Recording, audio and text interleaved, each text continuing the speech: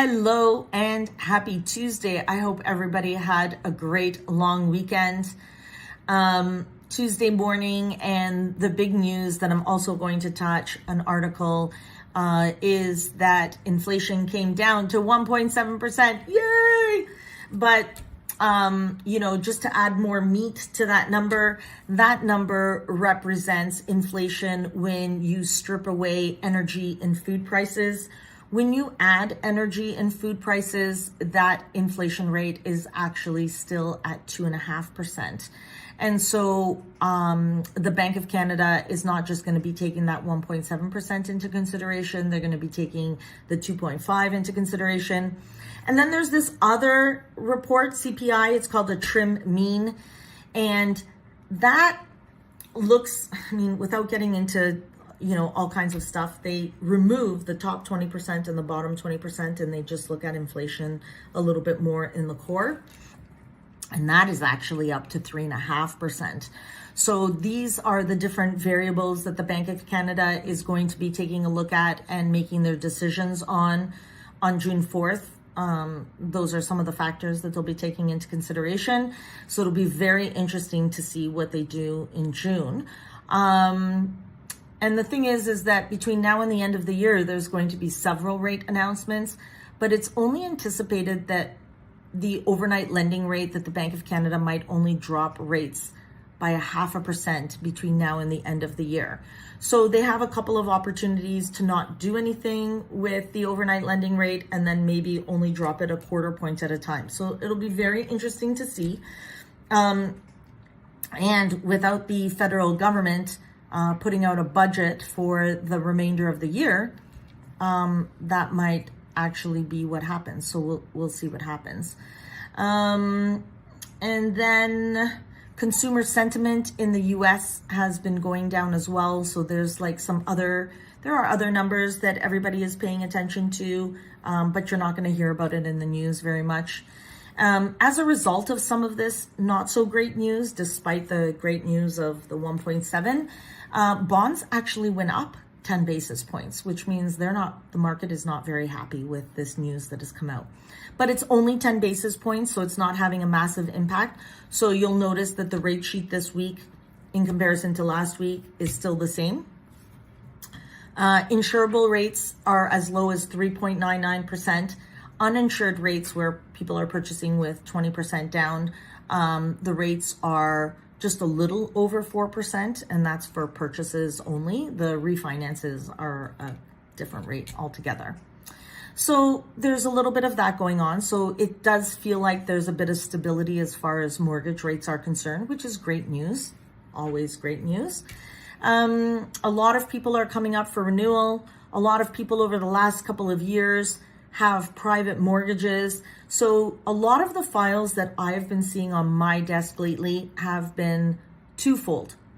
And some of these are referred clients of mine, where my clients are referring me new clients. And these are clients that have private mortgages where they're freaking out and they need some financial help getting their house in order. And I have some clients where they have been taking care of aging parents, and so took some time off of work, and now parents have passed away and they want to explore options of renovating their parents' home and wanting to sell it, or they think that they can just easily put a line of credit on it because the house is free and clear, and not realizing that they don't qualify for it. So there's been some interesting situations. And then some people have had some job losses. We are seeing that the unemployment rate has been increasing. So the mortgage market has changed quite a bit, and people have been walking into their banks and getting a little bit of some bad news and then wondering what is it that they need to do. And at that point, what they need is some expert advice. Let's remember that bank employees are entry-level employees, and they just take care of whatever little policies that lender has. But there's a lot of options out there. There's over 30, 40 lenders in Canada. So there's always an option out there. It's just a matter of what do people qualify for, and are they prepared to pay for it? And that's what that's coming down to.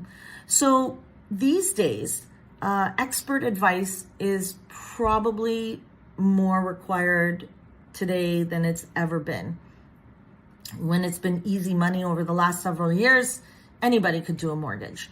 But after 27 years and having purchased and sold, I've purchased 9 different properties, and I've had the pleasure of doing light renovations, heavy renovations, adding additional rental units. And I've taken little bungalows and turned them into 2-story homes. So that's a full-on construction.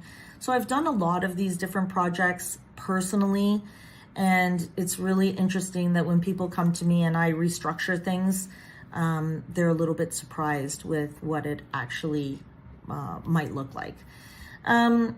So, like Frank Colatosti always says, and how I feel like I'm taking this on, we, at the end of the day, are in the people business. So no matter what's going on in politics, no matter what's going on in finance, there are people that still need to be taken care of.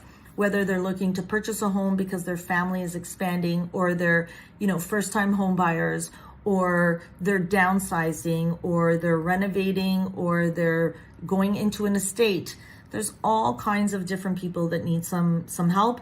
And like always, I am happy to give a free half an hour, no obligation consultation. But these, what used to be, oh my goodness, the market is so busy and everybody is in competition, those stories are all gone. Now it's people having very unique stories, very unique situations, and they need customized support. So with that all said, have yourselves a great week. If you have any questions, I'm a phone call and a text message away. Be well.